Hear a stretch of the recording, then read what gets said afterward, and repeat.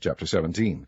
And Elijah the Tishbite, who was of the inhabitants of Gilead, said unto Ahab, As the Lord God of Israel liveth, before whom I stand, there shall not be dew nor rain these years, but according to my word. And the word of the Lord came unto him, saying, Get thee hence, and turn thee eastward, and hide thyself by the brook Cherith, that is before Jordan. And it shall be that thou shalt drink of the brook, and I have commanded the ravens to feed thee there. So he went and did according unto the word of the Lord, for he went and dwelt by the brook Cherith, that is before Jordan.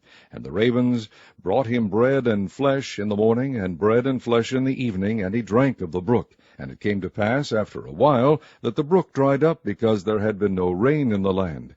And the word of the Lord came unto him, saying, Arise, get thee to Zarephath, which belongeth to Zidon, and dwell there. Behold, I have commanded a widow woman there to sustain thee. So he arose and went to Zarephath. And when he came to the gate of the city, behold, the widow woman was there gathering of sticks. And he called to her, and said, Fetch me, I pray thee, a little water in a vessel, that I may drink.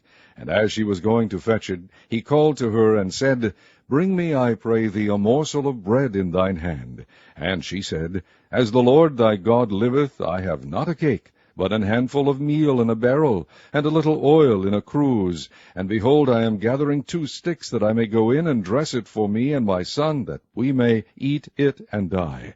And Elijah said unto her, Fear not, go and do as thou hast said, but make me thereof a little cake first, and bring it unto me, and after make for thee and for thy son. For thus saith the Lord God of Israel, The barrel of meal shall not waste, neither shall the cruse of oil fail, until the day that the Lord sendeth rain upon the earth. And she went and did according to the saying of Elijah, and she and he and her house did eat many days. And the barrel of meal wasted not, neither did the cruse of oil fail, according to the word of the Lord which he spake by Elijah. And it came to pass after these things, that the son of the woman, the mistress of the house, fell sick, and his sickness was so sore, that there was no breath left in him. And she said unto Elijah, What have I to do with thee, O thou man of God? Art thou come unto me to call my sin to remembrance, and to slay my son? And he said unto her, Give me thy son. And he took him out of her bosom, and carried him up into a loft, where he abode, and laid him upon his own bed. And he cried unto the Lord, and said, O Lord my God, hast thou also brought evil upon the widow with whom I sojourn, by slaying her son? And he stretched himself upon the child 3 times, and cried unto the Lord, and said, O Lord my God, I pray thee, let this child's soul come into him again. And the Lord heard the voice of Elijah, and the soul of the child came into him again, and he revived.